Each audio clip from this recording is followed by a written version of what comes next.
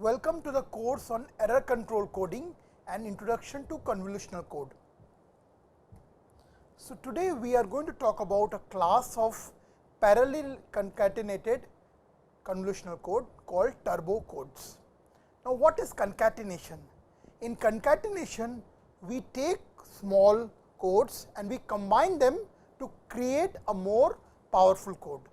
Now, this idea of concatenation was proposed by David Forney, and what he did was he took two codes. So, there was one code called outer code, and then he had another code called inner code. And so, this is you are creating a more powerful code using two codes, and you send your coded bits through a channel, and then you have the decoder for inner code. So, you have inner decoder,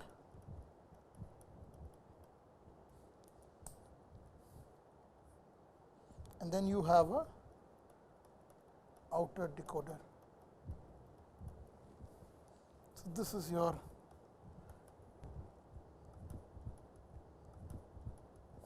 or you could also view this as your super channel, this as your super channel,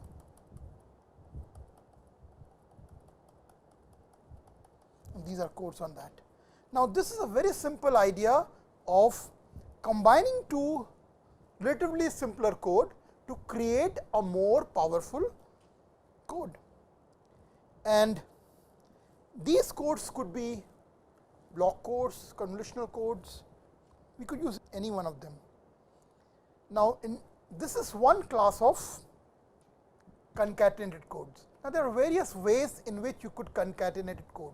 This is an example where two codes are serially connected. If you see, the output of the first encoder is given as input to the second encoder. Now, there could be a configuration where two encoders are connected in parallel. So, you have two encoders, they are connected in parallel. This is your encoder 1, encoder 2, you could have like this, or you could have a combination of both. So, you have some parallel concatenation, this is a combiner, and then you have another code encoder 3, which is serial. So, this is a combination of parallel concatenation and serial concatenation. This is like hybrid concatenation. So, there is various ways in which you can concatenate two codes. There is a configuration which is called product code. So, you have a, let us say, k cross k information bits, you add some parity bits here corresponding to each of these k bits, you add some parity bits, and then you can read these information sequence column wise also, and you can add parity bits corresponding to these columns. So, you can have codes like this. This is called incomplete product code, and then you could also have checks on checks. So, that is a product code. So, there are various ways in which you could concatenate or combine two smaller codes to create a more powerful code.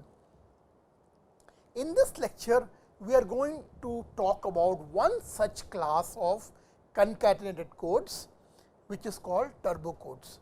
It is essentially a class of parallel concatenated codes. Now, if you recall, Shannon in his celebrated noisy channel coding theorem has mentioned that as long as we choose our transmission rate to below channel capacity, we can reliably communicate over a communication link. And his proof was basically based on fact that if you randomly select a code word of very large length, then you can show that probability of error will go to 0 as long as your transmission rate is below channel capacity and you transmit with long code words. Now, people from 1948 onwards were trying to design codes close to channel capacity, and the problem was if you design a very random like code which does not have any decoding structure, then the decoding complexity is very large. However, if you put lot of structure into the code, then it is not really random like and its performance is not very good. So, how do you design a code which has enough randomness into it, but then enough structure also which can be exploited for decoding the code. So, that is basically the challenge, to design a code which has good minimum distance, but then we should be able to decode it also. Now, these turbo codes are a class of codes which are random like, and we will show you how this random look like because of the inherent interleaver structure fitted in this parallel concatenation structure, and there is enough structure in the code which allows us to do efficient decoding of these error correcting codes. So, what does an encoder of a turbo code looks like? It consists of parallel concatenation. So, maybe I will first show you the diagram. It consists of parallel concatenation of two encoders. This is one encoder and this is second encoder. And note, the same information bit is going to two encoders. So, this information bit is coming here, and the same information bit after getting interleaved. Interleave is nothing but reordering of the message bits. It is entering this particular encoder, and this is your systematic code. So, you have your information bits here, and then this encoder is generating this parity bit, this encoder is generating this parity bit. So, if you notice, this encoder consists of convolution encoder as a constituent encoder in a parallel concatenation scheme. So, the key is parallel concatenation. So, the same input is going to both these convolution encoder. Next thing to remember is, we are using systematic convolutional encoders. Why are we using systematic convolution encoder? When we talk about the convergence properties of turbo code, then we will mention basically the systematic encoders have better convergence property under iterative decoding algorithm, and that is why initially proposed turbo codes use systematic convolution encoder. Subsequently, people have also worked on design of non-systematic turbo codes, but the ones which were initially proposed in 1993 by Baru et al. Used systematic convolution encoder. The third thing to note, very crucial, is the use of recursive encoders. What is recursive encoders? These are feedback encoders. So, there is a feedback from the output to the input. Note here, there is a feedback from the output going to the input, there is a feedback from the output going to the input. So, these are all feedback encoders.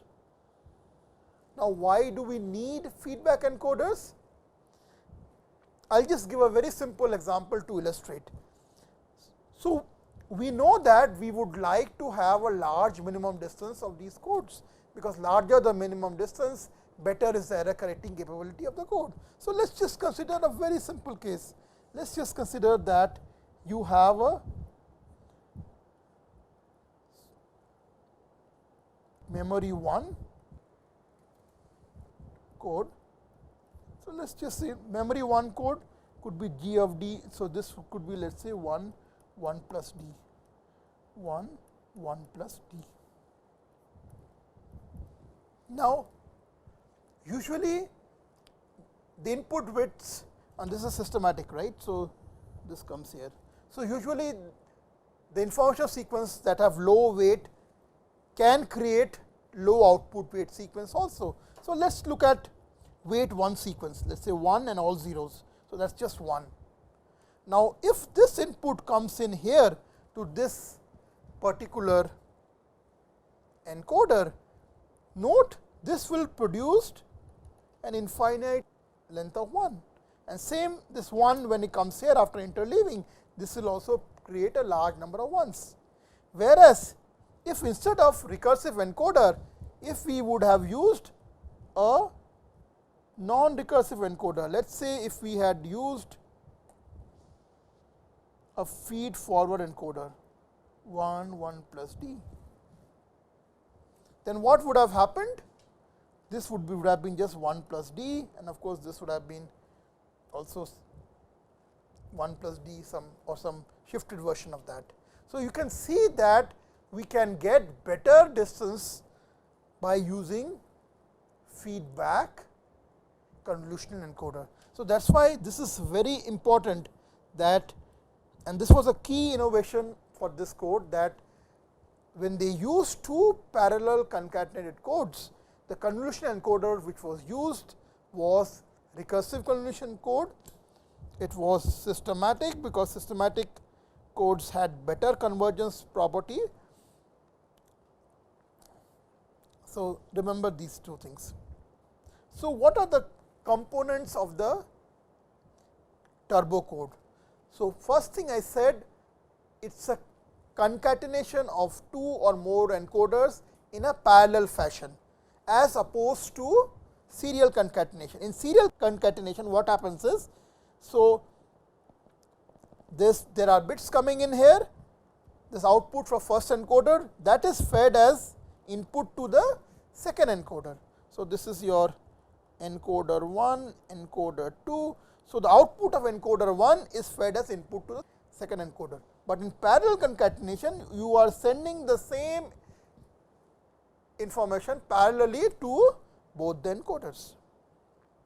Now, what is the role of interleaver and what is interleaver? As I said, interleaver just permutes the bit. So, it just reorders the bits. So, some bits which were there in, let us say, bit location 1, maybe it will put in bit location 56, and it just shuffles bits here. Now, the design of interleaver and the role of interleaver is very, very crucial for turbo codes. So, let us illustrate that again with a simple example.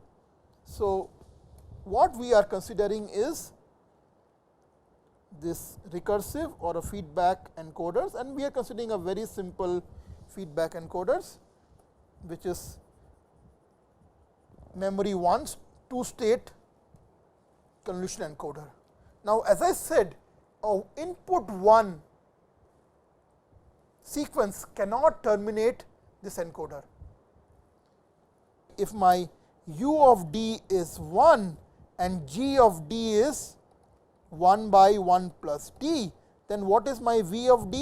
It is u times g, which is 1 plus d, and this is 1 plus d square. So, this I am getting a string of 1s. Same thing, when you permute, it does not change the weight distribution, it just reorders the bit. So, again the weight 1 sequence that you will get here cannot terminate this encoder. So, I will get a large output weight. Now, let us look at weight 2 sequences. Let us say if I have 1 1 and all zeros.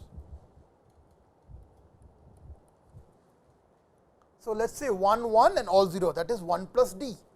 So, if my input is 1 plus d, then what happens to the output of the first decoder? Now, this sequence can terminate this encoder, and what I will get here is, I will just get a 1. I will just get a 1 because my ud is 1 plus d and gd is 1 by 1 plus d. So, what I will get here is 1. So, I am getting parity weight out of this parity check bit, I am just getting 1 and all zeros here. Now, to have a code with overall weight large, remember my input is only 2 weight, my input is 1 1 and all zeros. So, here also I will get 1 1 and all zeros. So, here I am getting only weight 2, here I am getting only weight 1. Now, to have an overall weight large, what would you like? You would like to have a large number of 1s coming out from this parity check bit. Now, how can you do that? Now, remember what is interleaver? interleaver is just a permuter, it is just shuffling bits. So, if you had bits which are like this, let us say 1 1 and all zeros, and typically the block sizes are very large, I mean 1000, 10,000, let us say 10,000 or something like that. And let us say your interleaver, what it did was, it kept this one here, but moved this one to the last location, and in between you had all zeros. So, this was your 1 plus d, and this becomes 1 plus d raised to power, let us say n minus 1, because the way you design this interleaver, it rearranged the bits in such a way that, let us say this bit was put here, this bit was put here, and other zeros were put in between. Now, if you feed in this sequence to this encoder, so your ud is 1 plus d raised to power n minus 1, gd is 1 plus d. What will you get? You will get a output sequence which will have large number of ones, correct. So, what I did was, I just designed my interleaver in such a way that two adjacent ones were spread out, and as a result you noticed that I am getting a large number of ones coming out from this parity bit.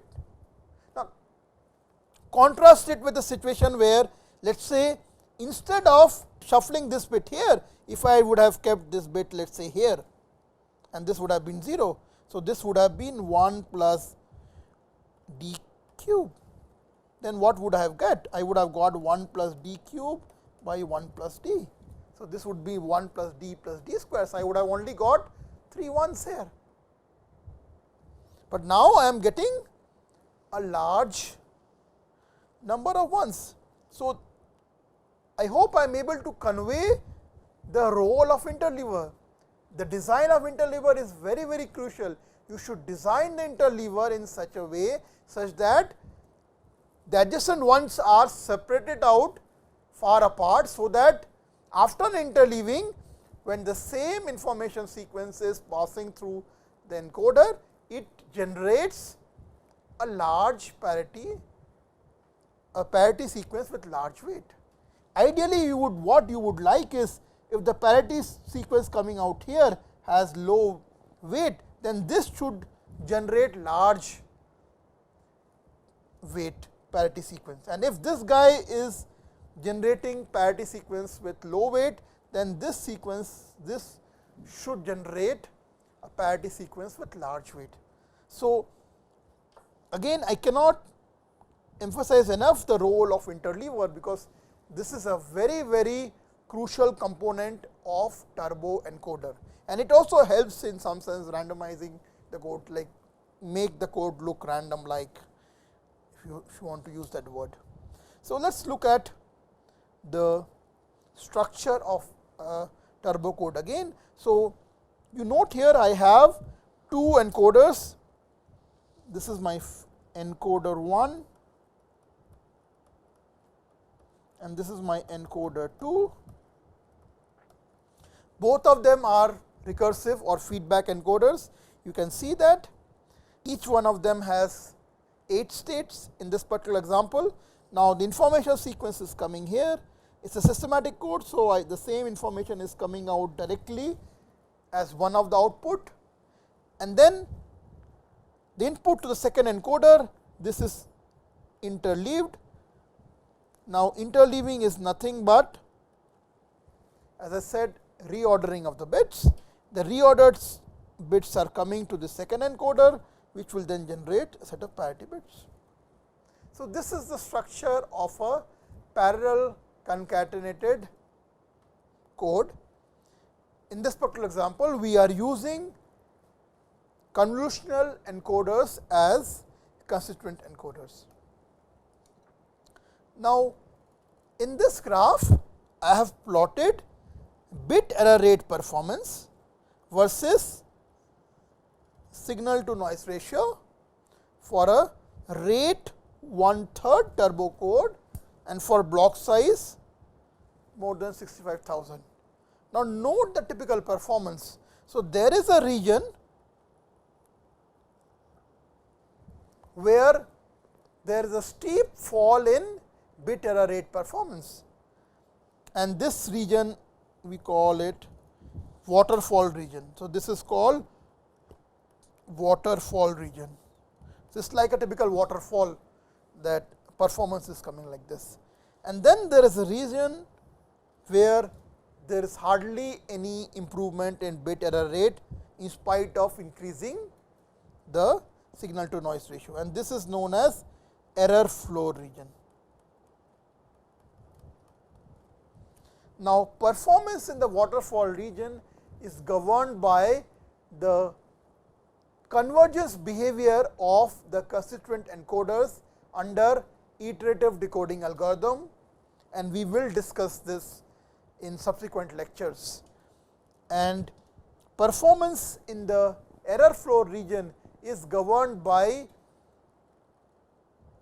the distance spectrum of the turbo codes.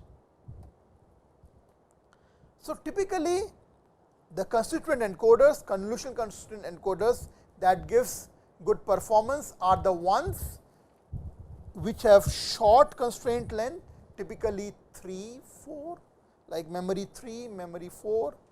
These are the ones that give good performance. If we use a more stronger code with memory 5, 6, then typically the performance in the waterfall region is not good. Now, what I have shown you is a parallel concatenation of two encoders. Now, these two encoders can be the same encoder, like what I have shown here. If you see here, both of encoder 1 and encoder 2 are same. Now, they could be same or they could be different. So, if the constituent encoders are same, we call it a symmetric turbo code, and if these constituent encoders are different, we call it asymmetric turbo code. I already mentioned this point, that choice of recursive and systematic encoders is very, very crucial, because for a recursive encoder, a wait 1 pattern cannot terminate the encoder, whereas for a feed forward encoder, a wait 1 pattern can terminate the encoder. That is why we should use a recursive encoder, and systematic encoders help in initial performance in waterfall region, and that is why they are preferred over non-systematic encoders, especially if you are interested in performance in the waterfall region. So, what we are doing here is, so this is information bit, right? This is the information bit that is coming out in the output, and then you have this encoder, which is generating this parity bit, right. Now, this interleaved bit is interleaved information sequence is coming here, and what this encoder 2 generates, this encoder 2 generates this parity bit. Please note that we are not sending the information bit corresponding to second encoder. Why? Because the information bits corresponding to second encoder is nothing but interleaved version of the information sequence that is being fed to encoder 1, and that is why we are not sending the information bits here. We are not sending the information bits of the second encoder, we are not sending it across to the channel. That is because from this information bit, if we just interleave, we can get back the information bits for the second encoder. So, you can see this is a rate 1/3 code, because there is one input and there are 3 output. This is one output, this is one output, and this is one output, right. Now, how do you get different rates code? So, this is a rate 1 by 3 code. Now, how do you get other rates? Let us say I want to design a rate 1/2 turbo code. How do I do that? So, I will do what I can do, let us say what is called puncturing. So, what do you do in puncturing? In puncturing, you remove some of the bits, do not send some of the bits. So, let us say at time t equal to 0, I transmit V1 and I transmit V2. So, I am transmitting 2 bits. I do not transmit V3. Then at time t equal to 1, I transmit V1 and V3. I do not transmit V2, and this I repeat. So, every odd time I transmit V1 and V2, and every even at t equal to 0, 2, 4 I transmit V1 and V2, and for other time I transmit V1 and V3. And at the receiver, what I will do is, so at let us say I receive this bit. Now, since I am not transmitting all the 3 bits, so what I will do is, for the bit which was not transmitted, I will assume that this bit is equally likely to be 0 or 1. So, I will put it as likelihood ratio of this bit being 1 or 0 to be same. So, that is what I will do. And similarly here, since I am getting received bit corresponding to only this and this, what I will assume here is, I will feed to a decoder that it is equally likely that this particular bit is 0 or 1, because I do not have any other information about this bit. So, this is known as puncturing. So, I am removing some of the bits, I am not sending some of the bits. So, if you are interested in getting higher rates, you can do puncturing to get higher rate codes, and that is what I mean when I said bits can be punctured from the parity sequence to produce higher code rates. We could also do puncturing of the information bits. So, I just showed you an example of puncturing of the parity bits. I could also decide not to send the information bits. Now, if some of the information bits are not sent, that means they are punctured, this particular code is known as partially systematic turbo code. And if I do not send any information bit, then of course, you already know this is a non-systematic code. Now, the encoder diagram that I showed you was using 2 encoders and 1 interleaver. Now, this structure can be extended for multiple encoders and multiple interleavers. So, I could have a situation, let us say I have encoder 1, I have encoder 2, I can have encoder 3, and what I can do is, I can have information sequence coming in, let us say U. So, this is directly going out, this is V0, this is V1, and then I have interleaver, which I am denoting by this pi. So, interleaved bits are coming to encoder 2, it is generating some parity bits V2, then I have another set of interleaver, I am just denoting it by pi 2, and it is being fed to encoder 3, and I get another set of bits. So, the structure that I have shown you for 2 encoders and 1 interleaver can be extended for multiple encoders and multiple interleavers. So, this will result in a rate 1 by 4, what we call multiple turbo code. So, we use the term multiple turbo code. So, this is an extension of the conventional turbo code, which uses 2 encoders and 1 interleaver. Now, I have shown you that design of interleaver is very, very crucial, and there are multiple techniques you can use for designing interleaver. A very simple way is what is called block interleavers. So, the information that you want to interleave or you want to send to the second encoder, what you can do is you can store that data block wise, row wise. So, you fill that data row wise. So, once you come here, you then fill up. So, this is how you fill up the data. Okay. So, you are filling up the data row wise, but when reading out, you could read the data column wise. So, I can read data like this, and then I come here, read this data, come here. So, this is known as block interleaver. A very simple example, let us say my block size is 4. So, what I can do is I can put my data like this. First data I can put it here, second data I can put it here, third data I can put here, and the fourth data I put here. But while reading, instead of reading row wise, I can read it column wise. So, I first read 0, then I read second and read 1 and I read third, right. So, what did I do? So, this was my original data, but interleaved version is now what was there in.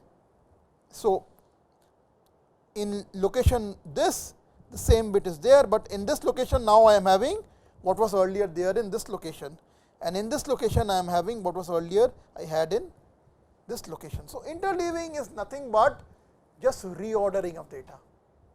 You could also design it randomly. I will decide, okay, first bit I will put in this location, second bit I will put in this location. I just have to ensure that every bits are put in distinct location. No two bits are put in the same location, right. And ideally what you would like is, if there are like bit streams coming in which have consecutive ones, they should be spread out after interleaving. That is you would like to do. And there are class of interleavers like S random interleaver, which imposes some additional constraints which will allow that two adjacent bits are at least spread by some amount. Okay. So, that is interleaver. So, you have seen how we are constructing the encoder. It is a parallel concatenation of two encoders, right, and you have a interleaver. Now, how do we decode these codes? We are going to use an iterative algorithm. So, we are first going to decode one encoder, then we are going to decode second encoder, and these decoders will pass on information to among each other. So, after the first encoder decodes, it will pass on some information to second decoder saying, okay, I think these are the information bits. Now, the second encoder will take that input and process, and then it will give a new set of estimates to the first encoder saying, oh no, I think these are the values of information sequence, and this process happens in an iterative fashion. In fact, the name turbo codes come from the decoding structure. The turbo engine has this feedback mechanism, and the decoding structure of this turbo code is also the feedback. So, from one encoder to other encoder, and this is basically going around. So, from there this name turbo codes have come. So, we are going to use iterative decoding algorithm, and each of these component encoders are going to use this BCGR algorithm, and we already, when we talked about decoding of convolutional code, we already talked about how BCGR algorithm works.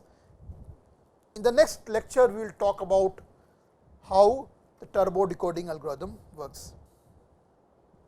And this decoding, as I said, happens by block fashion. So, you wait until you receive n bits of data, because remember this interleaving operation, though it can be parallelized, typically done in blocks of data. So, you process, you decode the bits also in block by block fashion.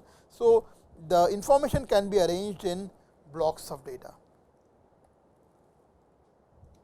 Now, typically for better performance, as I mentioned, we typically try, initially the encoder is in all 0 state, and we like to bring back the encoder back to all 0 state after we have transmitted our information sequence. So, that is known as termination, and we terminate this turbo encoder by appending some tail bits to our information bits. Now, because of the interleaver, it is not always possible to have the same tail bits terminate both the encoders. You could design an interleaver which will allow you to terminate both the encoders, that is possible, but in general it is not possible to terminate both the encoders with same termination bits. So, you could either terminate first encoder, leave the second encoder unterminated, or you could send additional bits to terminate the second encoder. So far I have shown you that we are using recursive systematic convolutional encoder in a parallel configuration. We could also design same thing using block codes as well, and we are not going to discuss those in this lecture. Now, there are some disadvantages of turbo code, though their performance is extremely good. There are some inherent problems with turbo code. One is they have a large decoding delay. Typically, the performance is good for large block size. So, when you are dealing with large block sizes, then there is a lot of delay involved, because you are doing block by block processing. And second thing is, typically if you are looking at very low bit error rate performance, there you just saw that because of error floor, their performance is not very good at very low bit error rate. Now, I will just conclude this lecture by giving you some references of some key early development in turbo codes, and you can read those references. So, this is where turbo codes were initially introduced by paper by Baru et al. In ICC 1993. When this paper came, people did not actually believe the results, because they were very good performing codes, but subsequently multiple research groups were able to reproduce their results. Now, the next set of papers, these two papers by Benedetto et al. Unveiling turbo codes, some results on parallel concatenated coded and design of parallel concatenated convolutional codes. These were one of the first paper to explain why the performance of turbo codes is not very good at high signal to noise ratio, and why do they suffer from error floor. These were the first paper where they generalized by Divsalar at JPL lab, where they generalized it to multiple turbo codes, and this paper also gives some design rules on how to design turbo codes. This is a nice by Hagenaar, this is a nice paper on iterative decoding of binary block and convolutional code. This explains the BCJR algorithm and turbo decoding BCJR algorithms in a very nice way. Now, in this lecture we talked about parallel concatenation. Now, there is a different variant where you could have a serial concatenation. So, you could have a encoder 1 here, then you could have an interleaver here, and then you could have another encoder. So, this variation was proposed by Benedetto and others, and this serial concatenation, though has little inferior performance in the water flow region, it has better performance in the error flow region. And finally, these three papers that you have discusses the behavior of the iterative decoding algorithm. Why choice of some encoders is good, how should you choose the encoders so that you have better performance in the waterfall region. This was nicely explained in these three papers, and each one of them used different technique. Ten Brink used mutual information, Divsalar used the evolution of the densities of the expressive information, and Al-Gamal used mean and variance of the expressive information, and they tracked it to get information about the convergence of the turbo code. So, with this I am going to conclude my discussion on turbo codes. Thank you.